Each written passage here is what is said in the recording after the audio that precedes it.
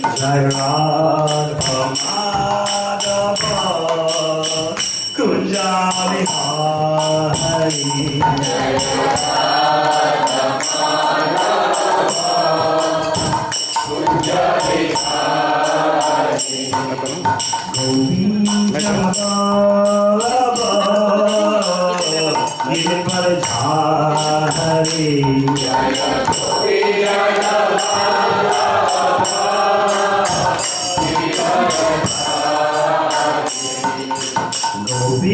Gopinath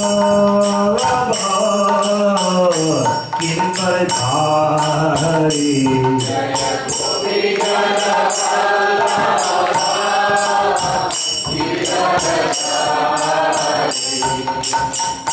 Suranandana Prajajanarandana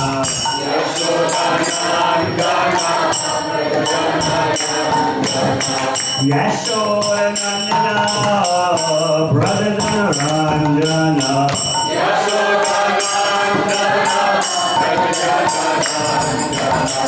Jamuna Tira Vanachari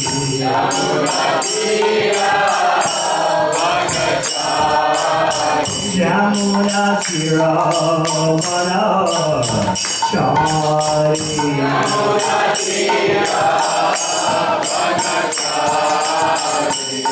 Jai Radha Madhava Kunja Vihari Jai Radha Madhava Kunja Vihari Jai Radha Madhava Kunja Vihari Jai Radha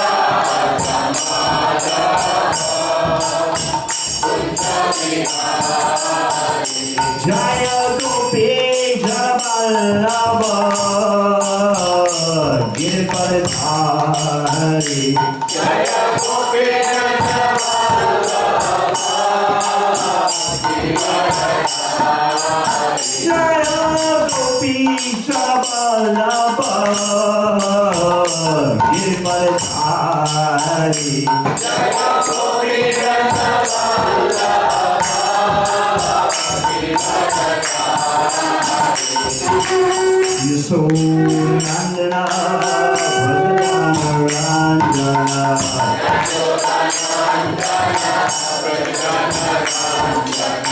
Yasodhanandana Prajajanarandana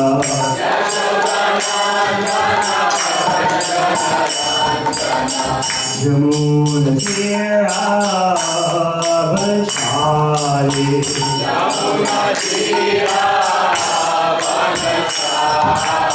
Jamuna Tira Vanachari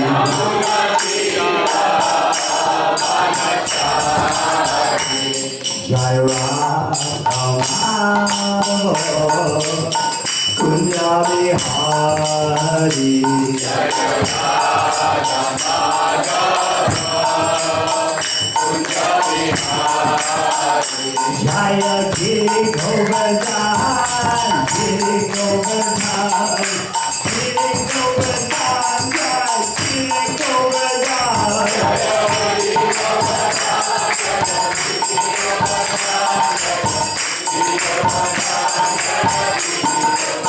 Jaya Giri Govardhan Giri Govardhan Giri Govardhan Giri Govardhan Giri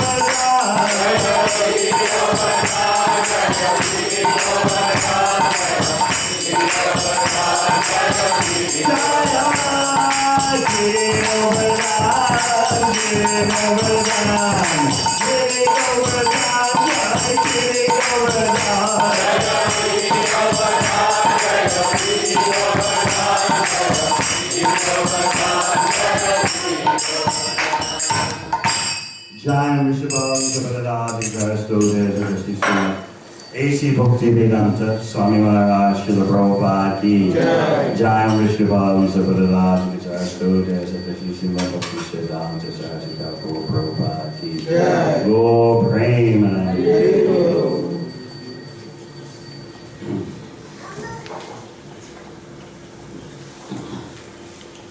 Om Namo Bhagavate Vasudevaya.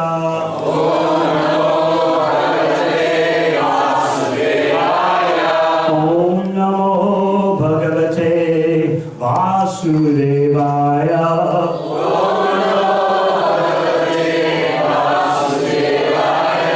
Om Namo Bhagavate Vasudevaya.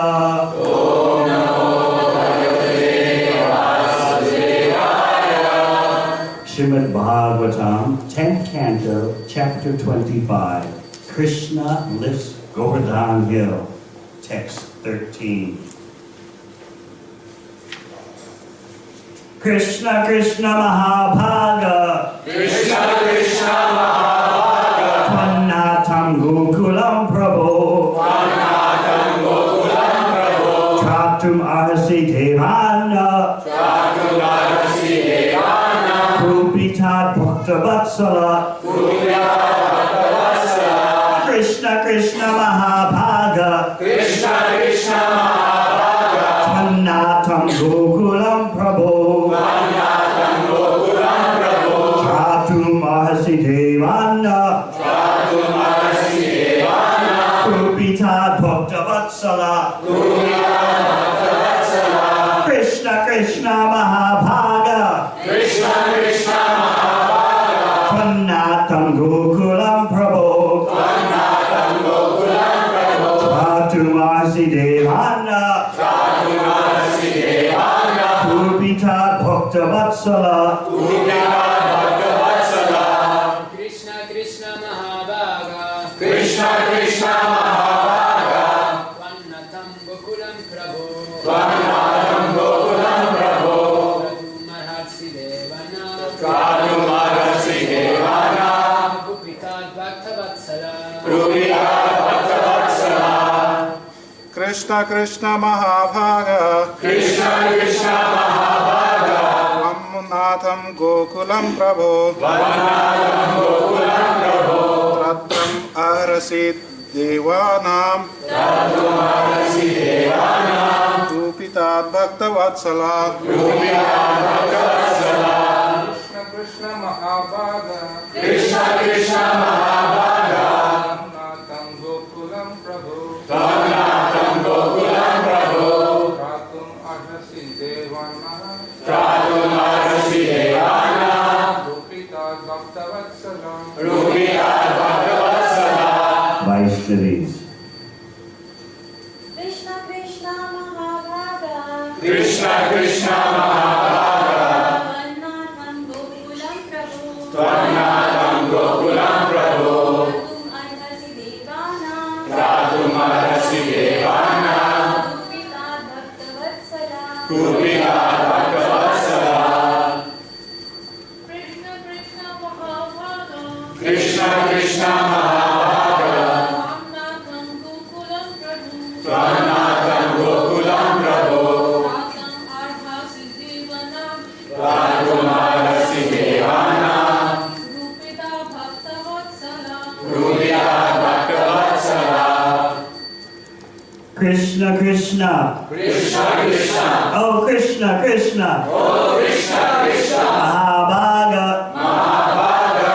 Oh all fortunate one. Oh all fortunate one. Tvatnatam. Vanatam. Whose master is yourself. Whose master is yourself. Gokulam. Gokulam. The community of cows. The community of cows. Prabhu. Prabhu. O Lord. O Lord. Tratum Arhasi. Chatum Arasi. Kindly protect. Kindly protect. Devat. Deva. From the demigod Indra. From the demigod Indra. Na.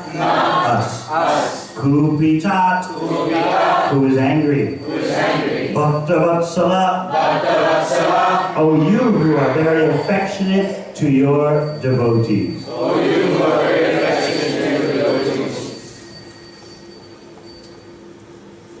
This verse is spoken by the Vishvasis, the residents of Vrindavan, in response to the torment inflicted by King Indra. The calling out, crying out to Krishna. The cowherd men and women addressed the Lord. Krishna, Krishna, O most fortunate one, please deliver the cows from the wrath of Indra. O Lord, you are so affectionate to your devotees. Please save us also. Purport. At the time of Lord Krishna's birth, Gargamuni had predicted, Anena sarvadurgani yuyam anjas tarishyata. By his grace you will easily cross beyond all difficulties. The residents of Vrindavan were confident that in such a great emergency, Lord Sri Narayan would empower Krishna to protect them.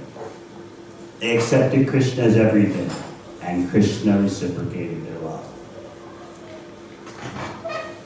Om Agana Chimadandasya Gyananjana Shalaya Chakshurvalitamyena Tasmai Shri Gurave Namaha. Jai Shri Krishna Chaitanya Prabhu Nityananda Shri Advaita Gadadhara Srivasa Gaur Bhaktivinoda Hare Krishna Hare Krishna Krishna Krishna Hare Hare Hare Rama Rama Rama Hare Hare.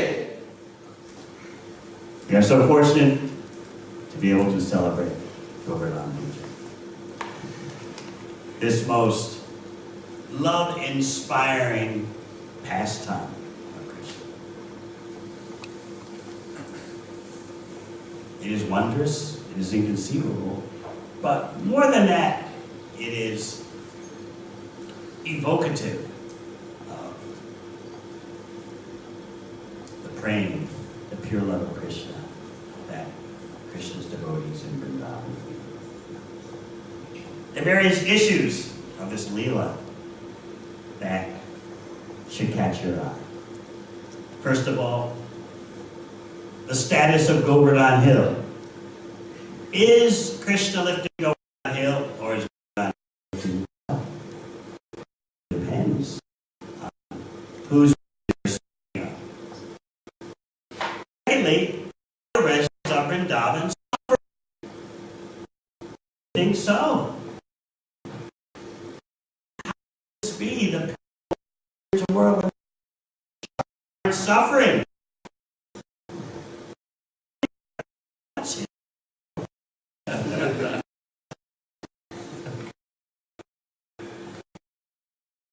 All started. Krishna reason and prestige offered.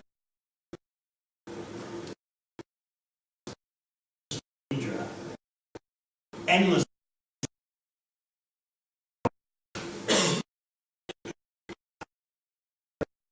had anger.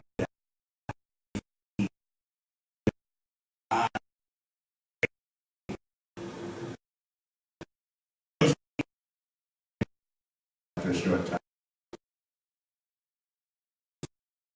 desire by contrast. Attachment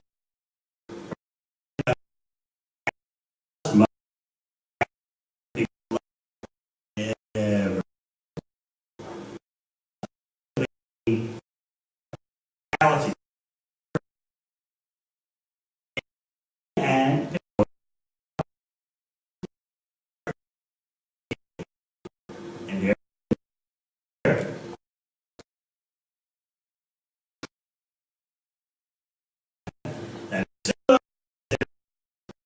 anger, just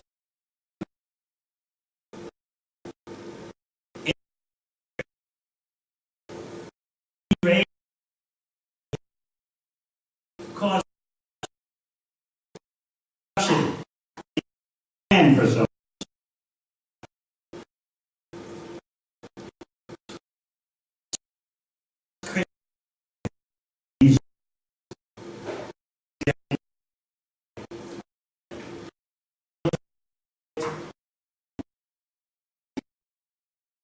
over diverting resources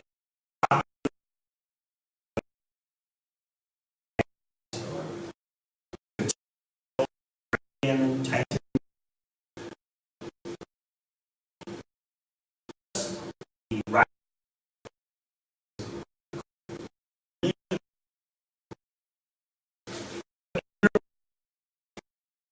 resource. They these diverse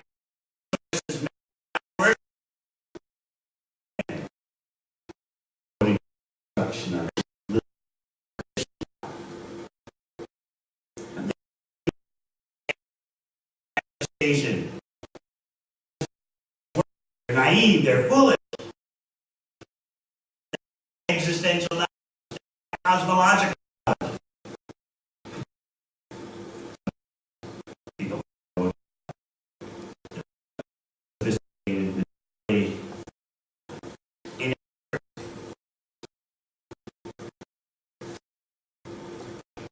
by observing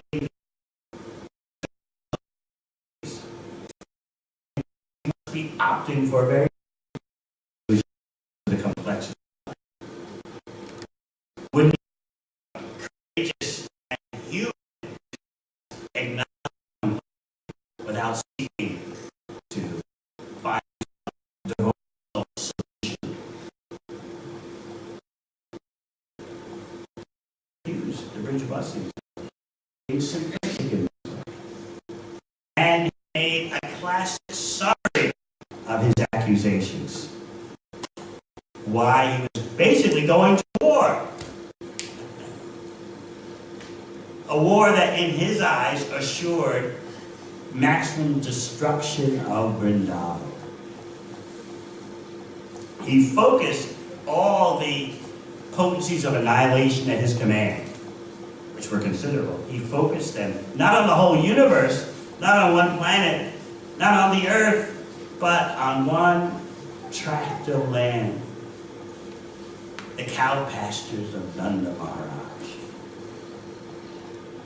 and the village where the Vrajavasis lived. What was Indra's summary of the situation? Vachalam balisham stabdam angyam pandita mani. Krishnam marcham upasricha Gopame Chakra Apriya.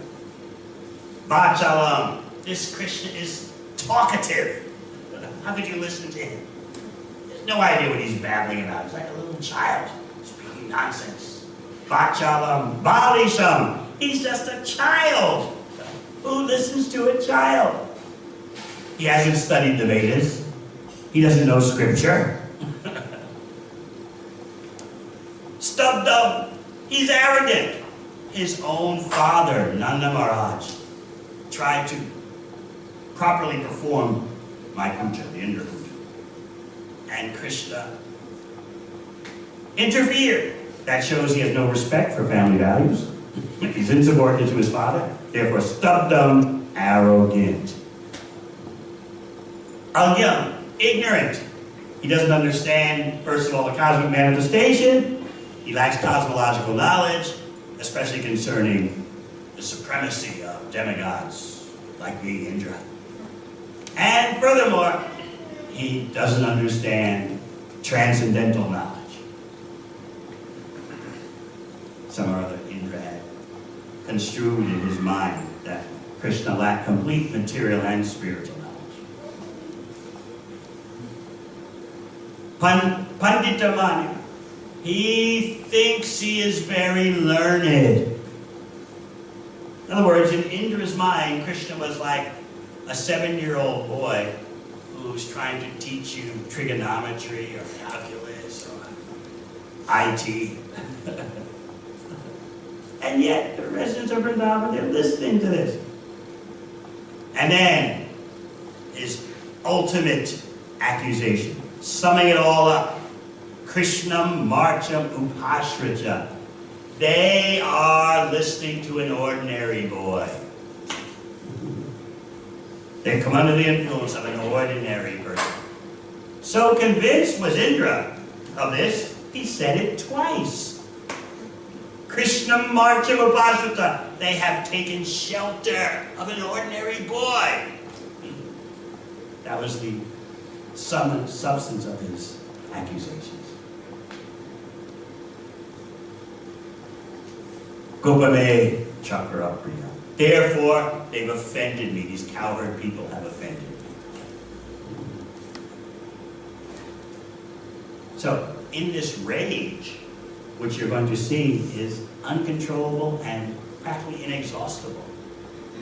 Indra sends such destructive forces on a special mission to Vrindavan. And not only did he send these destructive forces, such as the Samvartika clouds, which are only meant for cosmic annihilation. So, in an untimely way, Indra sends them to Vrindavan. But furthermore, Indra promises his destructive potencies. I'm coming with you. In other words, I'm going to make you enthusiastic. Don't worry, you're not coming alone. I'll be there. Such a focus. Such a concerted effort. When these destructive forces of rain, thunder, and hail hit Vrindavan, the torment would certainly convince you that there was great pain, there was great suffering. And you start to think, why is Krishna allowing his dearest devotees to go through this? So much rain, so much thunder, so much hail. The cows were trying to shield their own heads by putting their heads under their bodies, along with putting their calves under their bodies. The torment of the cows is the highlight. You might wonder, why the cows and not the human beings first? As you hear in today's verse, the Brijvasis are calling out to Krishna. Krishna, Krishna Mahabhaga, Twanatam Gokulam Prabho, Chatum Arsi Devanna, Gopita Bhakta Vatsala. Please deliver the cows from the wrath of Indra. And since you're, they say at the end, since you're Bhakta Vatsala, you're so affectionate to your devotees, please also save us. First the cows.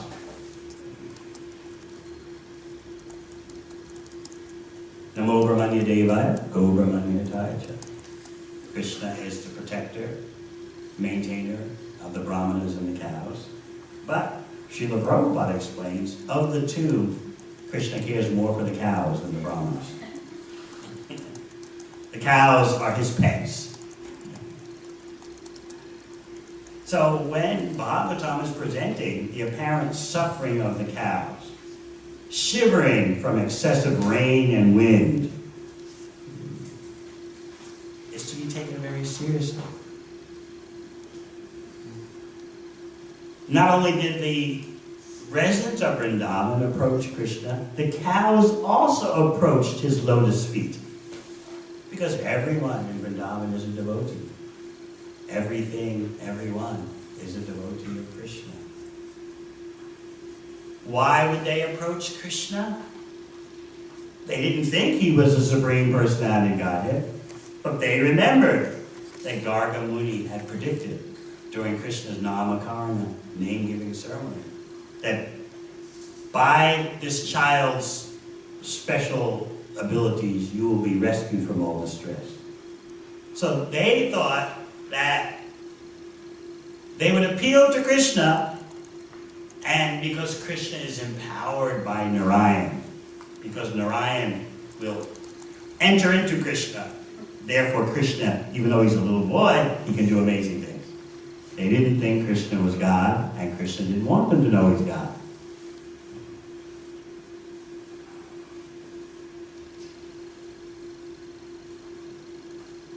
Hearing their appeal. And notice, that appeal is so confident. Mahabhaga, oh, all fortunate one, not ordinarily fortunate one. Twatnatam. Who is your master, Krishna? Your master is yourself.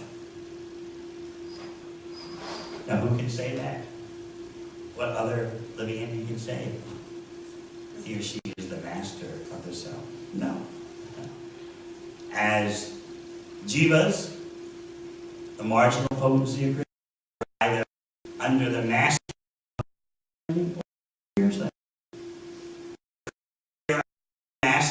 of is that by our in psychology. We're imprinted in so many ways by our existence, psychology, imprints, and we're trained and by our so much of it is hormones and what hormones do. What do we say? We gotta and just to live in this one happens. Educated at the your own master. Even if you own master,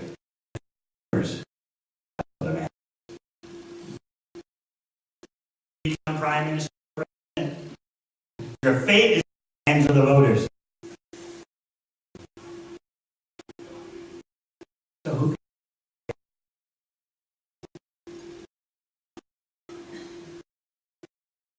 most of us want to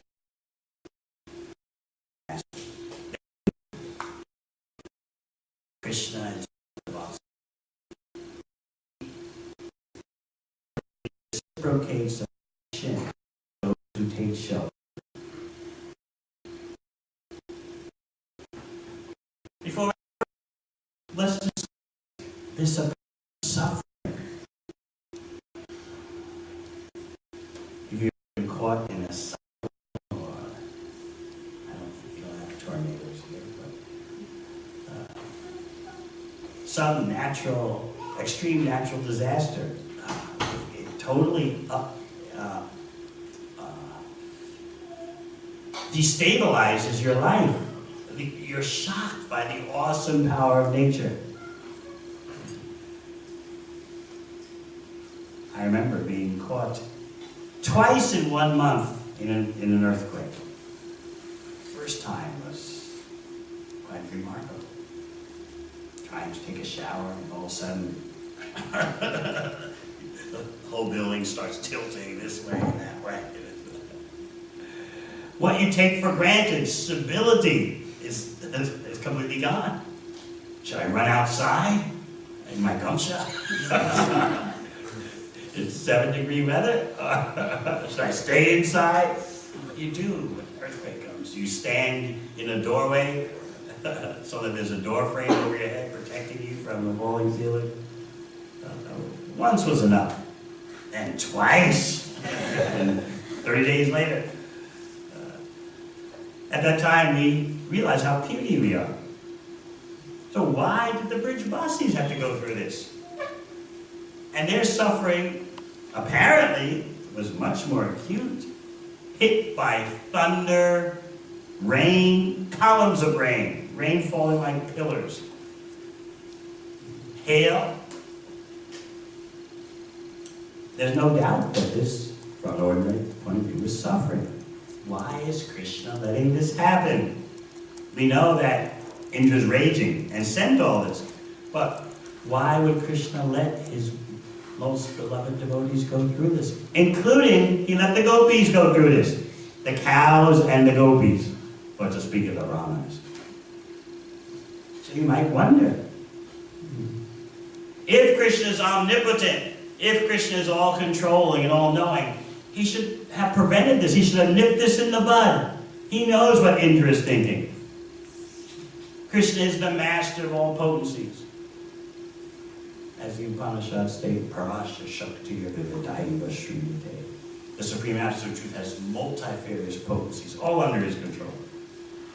So why then are the Brijbasis going through this? Krishna has several purposes in mind.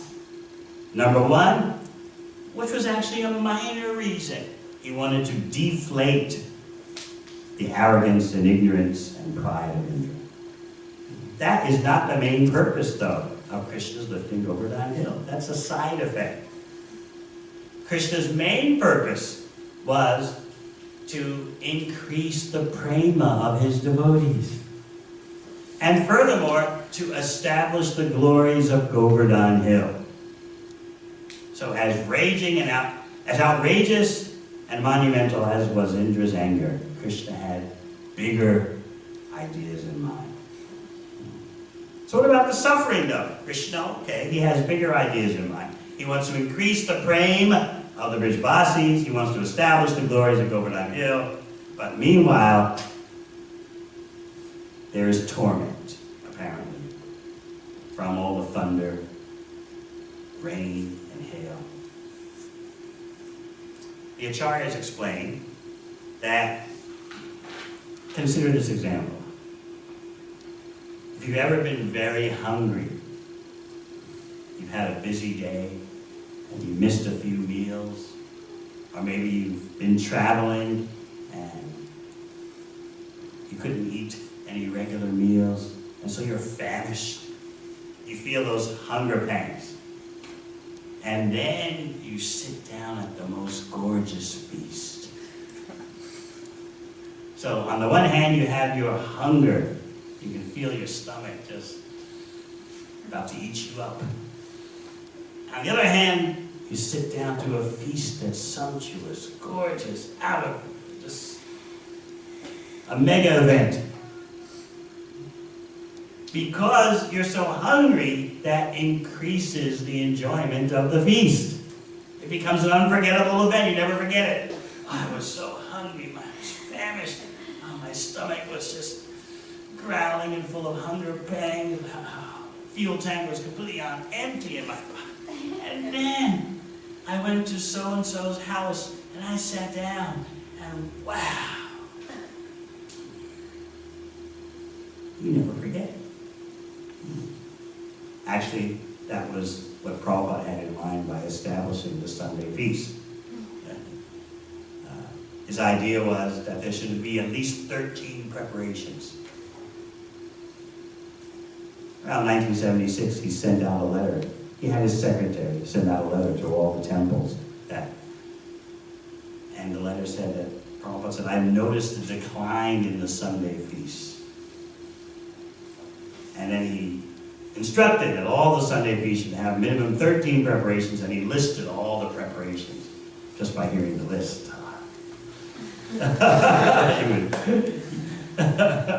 You'd be shocked and then become very hungry.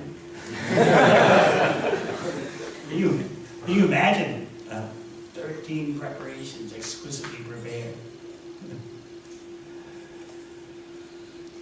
So the Acharyas explain about the apparent suffering of the Brijbasis, that the so-called suffering increased the prema, because once they saw Krishna lift Govardhan Hill and were with Krishna under the hill for 7 days, their love, which is already unlimited, increased even more. So therefore, that so-called suffering was not actually suffering. It was a device to bring about an increase in prema. And the Brijbasis are not in the bodily conception of life.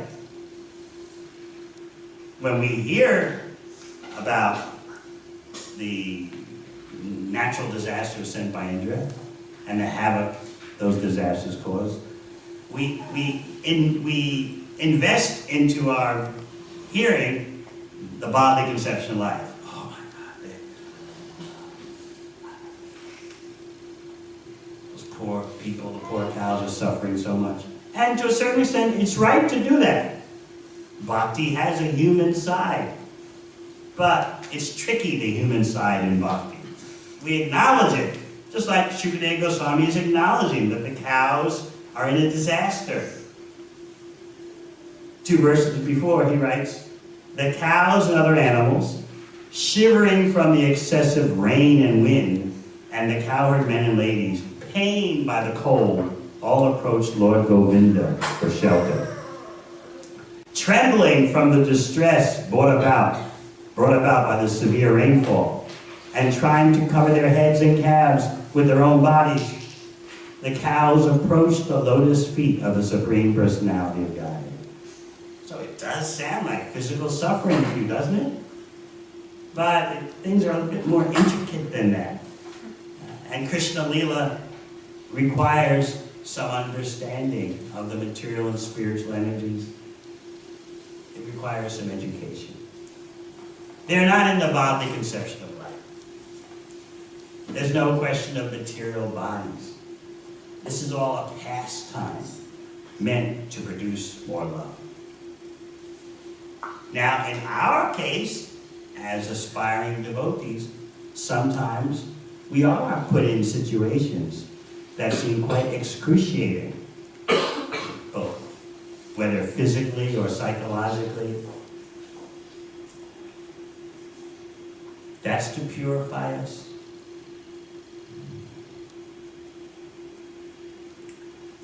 We're not the bodies, but because we identify with the body and mind, we suffer. That suffering is unnecessary.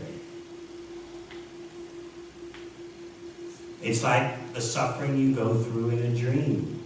Someone who's awake can see that your tossing and turning in bed is unnecessary. You're safe, you're laying in bed. But in your mind, you're experiencing a nightmare. But actually you are not harmed. So this is the point that the Bhagavatam makes, especially in the third canto, dialogue between Maitreya and Vidura. For the soul, there's actually no suffering. Krishna has devised an educational system for us to go through discipline and learning, but actually there's no inconvenience felt by the soul. The example given in the third canto is that, let's say there's some students in the class, young students, children, who are being naughty. The teacher threatens, if you don't stop being naughty, I'm going to cut off your head and put it at the front of the classroom for you and everyone to see. Now, if someone actually cuts off your head, you can't, you can't see. But the teacher makes that threat. And similarly, that's what material nature does. Asanga Vyayam Purusha. There's actually no connection between the spirit soul and the material energy. What seems to be a connection is imaginary. That's the work of the false ego, the ahankara. The false ego imagines that the spirit soul is connected to the material energy. That's why in Bhagavad Gita, Krishna says, ahankara vimudhatma. Because of false ego, the vimudha, the superfool, thinks, I am the doer, I am enjoying, I am controlling. When there's actually no connection between spirit and matter. The only connection is in imagination caused by the false ego. Hankara, real ego, sees all the energies as belonging to Krishna. For someone who has perfect ego, there is no material suffering. But in the case of the Brijvasis, they're Krishna's personal associates. There's no material suffering. But what you're seeing is they're undergoing a pastime which will increase their love for Krishna. They're already in love with Krishna. They're already beyond the bodily conception of life. Krishna is their everything. They never forget Krishna for a moment. But still, there's no limit to pure love. We're so conditioned by our material experiences of love. We think there's got to be a ceiling, it's got to peak, it's got to fade. I was speaking at a program Thursday night. The ashram in Darlinghurst. 50 people there. Whenever I would mention that, you all know how relationships are. They start out wham, bam, slang, bang, and then they peter out. And everyone, yeah.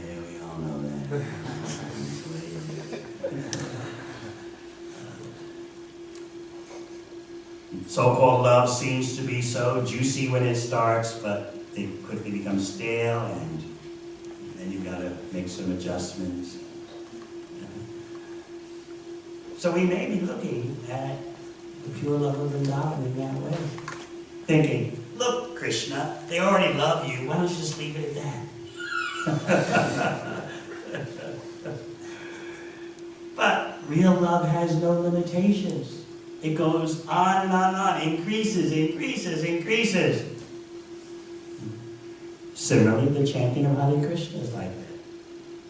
The kirtan is the immersion in love of Krishna. And Krishna's holy name has no limitation in terms of potency. I often tell the story how Srila Prabhupada was in Atlanta temple, visiting there for the first time. And the devotees were staging a play for him, the Chandkazi from Chaitanya Leela, and the banning of Sankirtan by the Chandkazi, and Lord Chaitanya's response, starting civil disobedience by having huge kirtan parties in defiance of the Kazi's order. So, Hindus were protesting. They didn't like Lord Chaitanya's Sankirtan movement because they said it's spreading Vedic knowledge and Vedic mantras to unqualified persons. Such mantras and knowledge should only be for the caste Brahmanas. It should not be distributed to the masses. So these Hindus, caste Hindus, were so disturbed, they went to the Muslim Qazi to the Muslim governor to stir up resistance against Chaitanya Mahaprabhu's Sankirtan movement. And they were speaking to the Chandkazi that this Nimai Pandit is ruining all the caste distinctions. He's ruining all the taboos. He's violating all the taboos by distributing the holy name to everyone. And then they gave their conclusion to the Chandkazi, to the Muslim government. If everyone chants Hare Krishna, the potency of the mantra will become reduced. As soon as they said Hare Krishna, and it will become reduced, Prabhupada broke up the play. He leaned into the microphone and said, potency has already increased. And they said Hare Krishna. Well, that's his mission. They said Hare Krishna, it's already increasing. So we interrupted the play like that. Of course, all the actors were ecstatic. Then the play went on. So, in the same way, Vrindavan is always increasing in its love potency for Krishna. And that's Krishna's job. That's why they're appealing to him. Bhakta Vatsala, you're so affectionate to your devotees. In other words, we know that no matter what happens to us, love is going to increase. If we can only have that kind of conviction in our devotional service.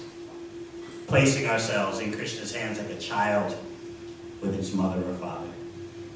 Knowing that everything will always turn out for the better. If we can have that confidence that in our efforts to serve Krishna, somehow or other, the opportunity to develop love for Krishna will always increase. So the Brijbasis had no doubt about that. So they're turning to Krishna, basically saying, let the pastime go on, let the love increase. That's their main concern. They want to see Krishna do his extraordinary activities. They know that Krishna can solve the whole situation. They've already seen him save them from a forest fire. They've heard the words of Gargamuni. They're not trying to protect their own bodies. This is hard to understand. You say, wait a minute. They're appealing to Krishna. But see, this appeal to Krishna is not motivated by, or it's not put into action by the bodily conception of life. It's put into action by pure love. Whatever happens, they're going to say, Krishna, Krishna. Happiness, so-called distress, they're going to cry out to Krishna. That's all they do in Vrindavan. It's Krishna, Krishna. So it's not that they're in the bodily conception of life, and, oh, Krishna, save our skin, that's our foremost consideration. No. No matter what happens. If there's a big festival, they're crying out, Krishna, Krishna. At every step of the way, every moment of the day, Krishna, Krishna. So why not now? It's natural. It is not, they're calling out to Krishna. Krishna, Krishna Mahabhaga, Tvannatam, Gokulam Prabhu. This is not a cry of the bodily conception of life. Save our skin, save our possessions. It's an expression of pure love. To understand this subtle point takes some purification. They are not undergoing distress in an ordinary way that we are so familiar with. So then what happened? Krishna began to deliberate on the situation. Now, why does Krishna need to deliberate? He knows everything. But this is part of his Leela. Let me think. What could have caused all this? And then the Acharya saying, spoke with anger. This is Indra. He's angry because his resources have been diverted. He's angry because his prestige has been minimized. So therefore, Krishna used that opportunity to declare the glories of Govardhan Hill further. You see, prior, he had already demonstrated to the Brijvasis, when they finally agreed to worship Govardhan Hill, what did Krishna do? Govardhan Hill showed its form as Krishna. And there was Krishna at the base of the hill with all the Brijvasis offering obeisances to Govardhan Hill, which is Krishna himself. And Krishna's telling him, just see Govardhan Hill. Let us worship Govardhan Hill. Just see. Offer your obeisances. So they all offer their obeisances. They're simple, in pure love. Krishna, along with the residents of Vrindavan, are offering obeisances to Krishna in the form of Govardhan Hill. No one gets the point, though. Because they're covered by Yogamaya. They can't see Krishna as God. He doesn't want them to see that way. Look at this form of Govardhan Hill. Let's all bow down. The 7-year-old boy Krishna bows down along with his mother and father, all friends, they all bow down. So they're bowing down to Krishna. So that was step number 1 in establishing the glories of Govardhan Hill. Now Krishna is going to glorify Govardhan Hill further by lifting it.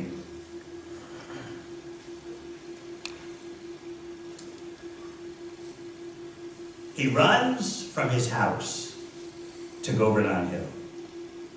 And, as you know, he doesn't get drenched because a partial expansion of Yogamaya, Samhadaki, makes sure that Krishna can dash from his house to Govardhan Hill without getting wet. Not a drop of water disturbs his attire. Krishna's always nicely dressed. You may have gone through situations in which you dress up very nicely, and then you realize you've got to go outside in the rain to get to the temple. You got your new silk dhoti on, or brand new silk sari, and then, downpour. By the time you get to the temple, you're going to be soaked. You won't be able to look devotionally aristocratic.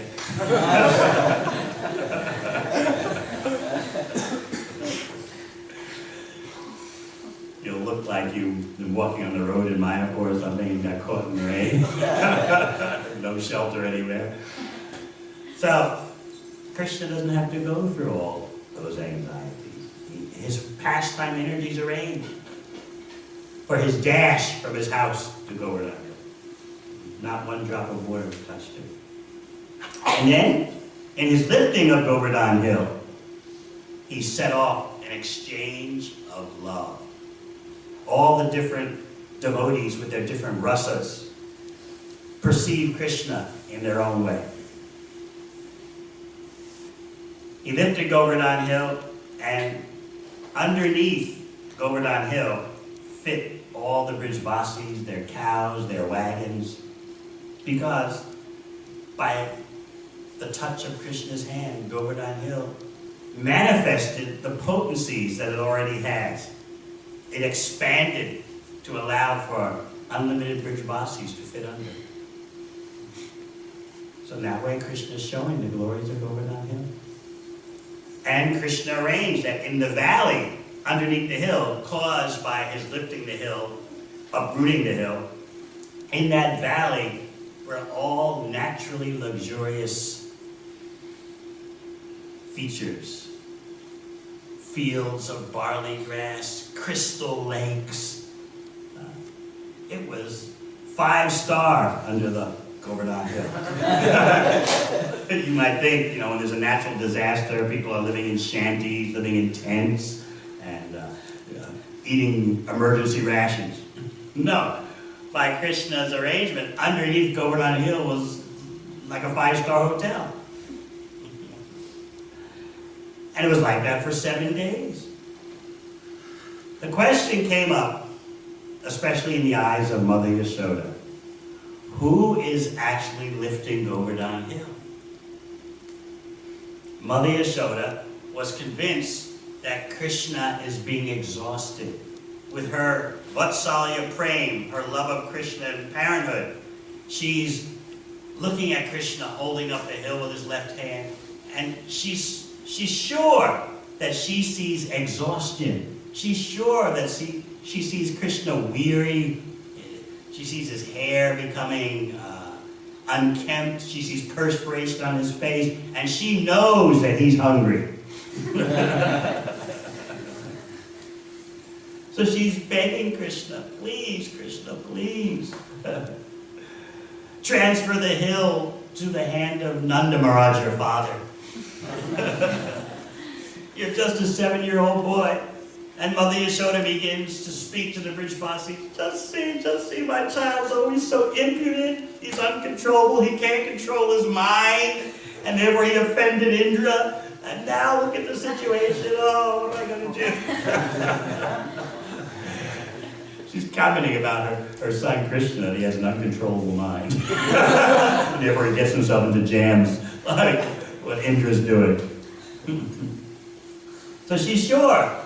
How can Krishna hold this hill? It's not possible. He's suffering with fatigue. He's hungry. He's exhausted. What does Krishna tell her? He says, Mother, you don't understand. I'm not holding this hill. Govardhan Hill has its own potencies. It's simply suspending itself in the air, and I just have my hand up like this. I'm not holding it. It's holding itself up. That's part of the glories of Govardhan Hill.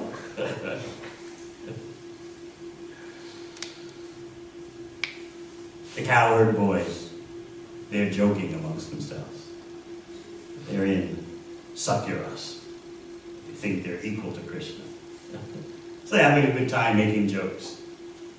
And what are the gopis doing with their Madhurya praying?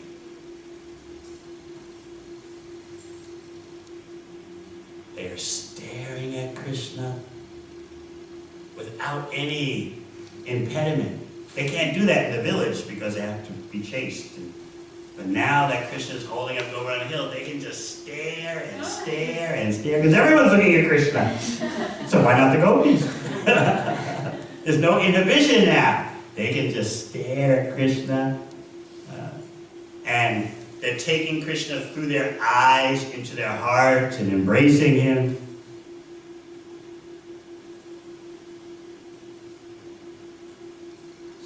Sometimes they would say to Krishna's dearest gopi, Srimati Radharani, whatever you do, Radha, don't make eyebrow movements when you're looking at Krishna. Because if you make eyebrow movements when you're looking at Krishna, he'll start to tremble and the hill will start to shake. So whatever you do, no glances at this time.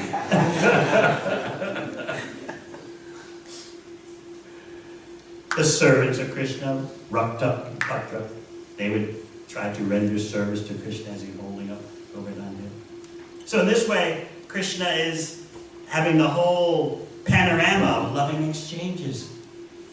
Madhamangal, cowherd boy, is making jokes. Oh, Krishna, don't worry. Mother Yashoda thinks you're tired, but anyway, all you do to satisfy her is transfer Govardhan Hill to my, as I hold it up with my golden stick. You can do it, Krishna. He's making jokes like that. This is all going on in naturally luxurious circumstances. They weren't living in a trench or in a ditch. That valley that Krishna created under Govardhan Hill was naturally luxurious. So then, Indra, after 7 days, realized his potencies are exhausted. The personalities of destruction that he sent were actually on the verge of death. They were so depleted. They had just let loose all their energies. So Indra saw this is going on. And after 7 days, Indra called off the forces of destruction. And then the Brijvasis, upon Krishna's order, left from under the hill. He ordered the cows, please leave, go back to the village. And the cows did that. But then the cows looked back and they saw that Krishna was still there under the hill. So the cows did a U-turn. They came back to be with Krishna. This is Vrindavan. And then Krishna again said, please, please, you go. So when everyone had vacated from underneath Govardhan Hill, from those luxurious, naturally luxurious circumstances, lakes and fields of food grains, when they left, then Krishna put Govardhan Hill back in its place. And he entered the village again. What a celebration. Each according to their status approached Krishna. The elders came up to Krishna, and as elders are supposed to do, they embraced him, they smelled his head, and they took his left hand, which had been holding up Govardhan Hill, and they were massaging it, cracking the knuckles, and they're taking care of Krishna. The equals, the cowherd boys, came up and joked with Krishna.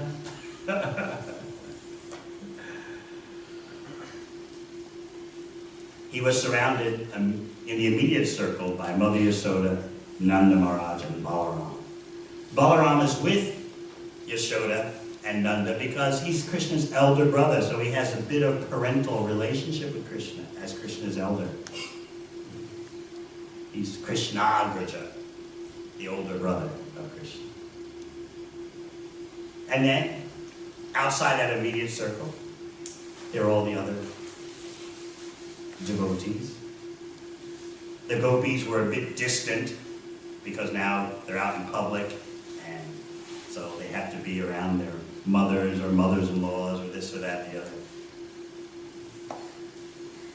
But they're shooting glances at Krishna. Kavi Karnapur describes that Krishna's dearest gopi, she fired a special glance at Krishna. She first, the details are given, she first covered her head with her veil and looked at the ground. And then all of a sudden she lifted up her head, pulled the veil back, and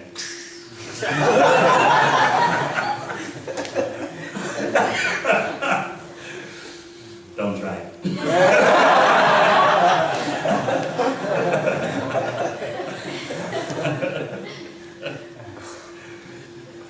And that glance hit Krishna with such potency.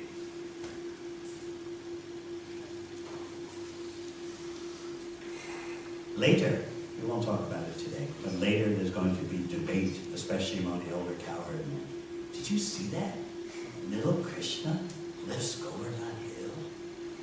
Could that actually be? Who is he, anyway? Is he demigod? Is he Narayan? Who is he? They were starting to philosophically speculate. He lifted Govardhan Hill, but he's just a little boy. We all know that. We've seen that when he doesn't get milk sweets, he cries, he tells lies, he chatters endlessly, but he lifted Govardhan Hill. So they had to present this riddle, this mystery, to Nanda Maharaj, who would then recall the words of Garga Muni.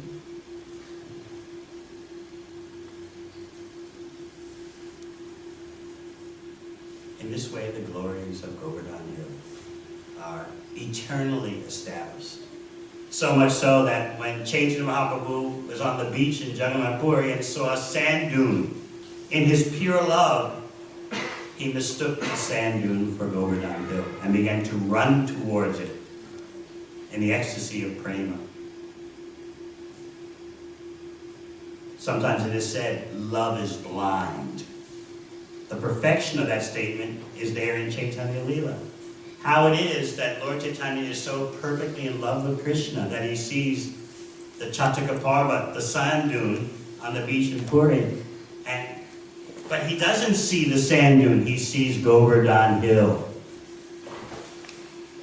And he races toward the hill, and then before he gets there to the sand dune, which he sees as Govardhan Hill, he collapses in ecstasy on the ground. And the devotees are running after him. You get a mention in Chaitanya Charitamrita just by being amongst the devotees who are running after Lord Chaitanya.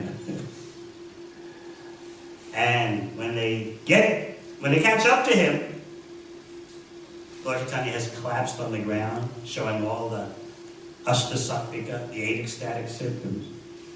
He's in a trance, and the devotees are making kirtan and fanning him with their chatters and trying to rouse him. When Lord Chaitanya awakens from that internal consciousness, that trance of pure love, he tells them, I was on Govardhan Hill. I was there and I saw Krishna and Radha approaching, and they went into a cave, and I was instructed to pick some flowers for their lordships. And then all of a sudden, I heard this thunderous sound. You all woke me up. I had a chance to be with Krishna in Krishna Leela. And now that's broken. Began to cry. All the devotees began to cry. So, is he mistaken? Is he just hallucinating? No. Love is blind, meaning he's blinded to all the externals of material existence.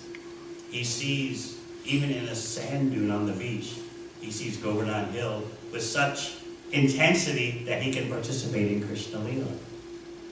So that's showing you the true meaning of how love is blind. His pure love blinded him to seeing the material world as separate from Krishna. He saw the material world as so connected to Krishna that just a sand dune, seeing it, immersed him in Radha Krishna Leela. That's the perfection of bhakti. That's the perfection of darshan. All right, are there any questions? Yes? Thank you so much for telling us the dealers about Govardhan Hill. So wonderful to hear. I have a question in regards to what you're saying about the residents of Vrindavan suffering. In our case as well, we see that some devotees, they suffer and they lose faith, and then other devotees, they suffer and they increase in their attachment to Krishna. So is there anything that we can do or practice that we find ourselves in that latter category rather than the former? I always explain that bhakti requires guidance. Otherwise, we will become bewildered. If not today, then 5 years from now. This is why Krishna says in Bhagavad Gita that everyone should have guidance if you want to understand the path of bhakti. Our material vision will eventually show itself as insufficient. The mistake that devotees make after their beginning years is to think, all right, now I understand everything, I've got it together, I can stand on my own 2 feet. I don't need any guidance. Every ashram can make this mistake. Grihastha ashram is famous for that, but let me tell you, it can happen in the brahmacharya ashram and the sannyasa ashram. If you don't know how to take input and guidance, you end up reinventing the wheel and unnecessarily going through a diminishment in your spiritual life because you wanted to do it your way and you were sure, I know, I've been around for a few years, I understand. But if you always see yourself as a young devotee and you see that the road up ahead in bhakti is unlimited, and you remember Lord Chaitanya, who said, my spiritual master told me I'm a fool. He chastised me and told me to chant Hare Krishna. If we remember to always see ourselves as a spiritual child, as a fool before our spiritual master, then we can be prevented from participating in rerun movies. Same old, same thing. And when you go through those rerun movies, those phases in your bhakti life when things are tough and you may slack spiritually, you may become bitter about something, disappointed, you may blame Krishna, blame devotees for something. When you go through that, Maya has a very unique way of handling you. She convinces you that no point in telling anyone about it because they won't understand. Circumstances are unique. It's amazing. You see this again. No one has been through this. Only you know. They can't understand. The devotees can't understand. And that way, he's a victim to the illusion. You understand what the material energy offer shelter. Since you don't understand, take shelter in sense gratification. Life will be complete. Guidance is essential at every stage, in every ashram. And that way, as Srila Prabhupada once said, anything can be tolerated in good association. If you remember that, you can save yourself from reinventing the wheel, save yourself from participating in rerun movies, and you won't get blown off the path of bhakti. Tests come to us all. And Krishna has already given us enough information to pass the test beforehand. But we need guidance to point that out. We need the association of devotees dedicated to moving forward, and we need guidance. In that way, we won't get blown off the path of bhakti. Otherwise, sometimes it can be seen, that bhakti is like, a rodeo? Everyone knows what a rodeo is. And the cowboys, they get on these wild horses, and how long can you stay on the horse before you're thrown off? The horse is bouncing up and down, the cowboy's lost his hat, he's hanging on for dear life, and generally they get thrown off after 10 seconds. So we might think bhakti's going to be like that. Everyone gets thrown off sooner or later, how long can I last? This is why guidance is necessary. Because material nature will rock us from time to time, and Krishna will test us. How much do you want to go back to Godhead? How much is devotional service worth to you? How much do you value the association of devotees? Even though sometimes they may bug you or distress you or not understand you. How much do you value being a devotee and rendering service in the association of devotees? You'll be tested. And those tests are meant to bring about an increase in your spiritual development. But without guidance, you'll forget that. You'll get bitter. Why is Krishna doing this to me? Why is this happening to me? And you'll blame Krishna. And then the heart starts to become hard, and you can't chant Hare Krishna with a soft heart. That's the greatest loss. The heart becomes scarred, tough, and hard, and you can't cry out the holy name with the tenderness and intimacy that chanting Hare Krishna really requires. That's the greatest loss. So my advice is that always have devotees that can give you proper guidance to go back to Godhead so that the heart doesn't harden when material nature shows its inevitable face. Anything here?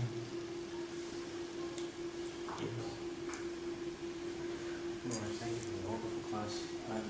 I'm a bit confused to Govardhan Hill's, nature. Is he of Vishnu Tattva or is he Jiva Tattva? Who is Govardhan? Haridas Varya, the best of servants. The Bhagavatam says. But then I've also seen Bhakti Siddhanta Saraswati Thakur says, also Govardhan Hill is a friend of Krishna. At different angles. But you're safe to say what the Bhagavatam says, Haridas Varya. The gopis in Bhagavatam, they presented Govardhan Hill that way. The best of servants. And Chaitanya Mahaprabhu repeated that verse as he ran towards the sand dune, which he was seeing as Govardhan Hill.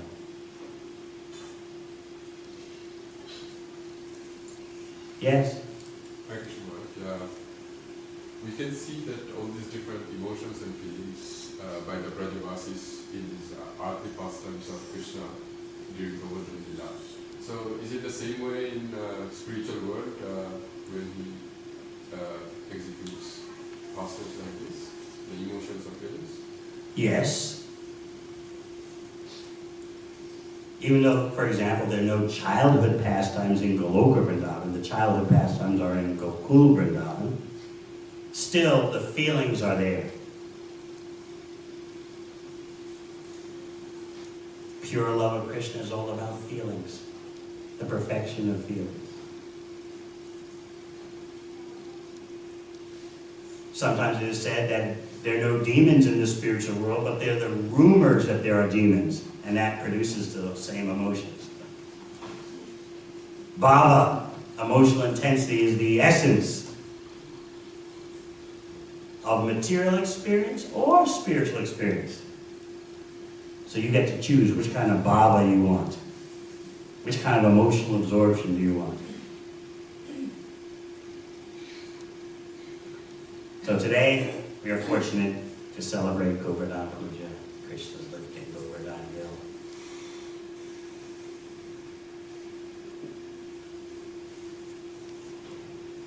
Let us be deeply grateful for this opportunity. Yes, it's an opportunity for extraordinary feasting. That's part of the celebration. No one objects to that. And let's remember what the celebration is all about. Krishna is glorifying Gopinath Hill. Krishna is increasing the love of the Brajavasis, and Krishna is humiliating Indra. All right. Thank you very much. His Holiness Devamrita Swami Maharaj. Jai.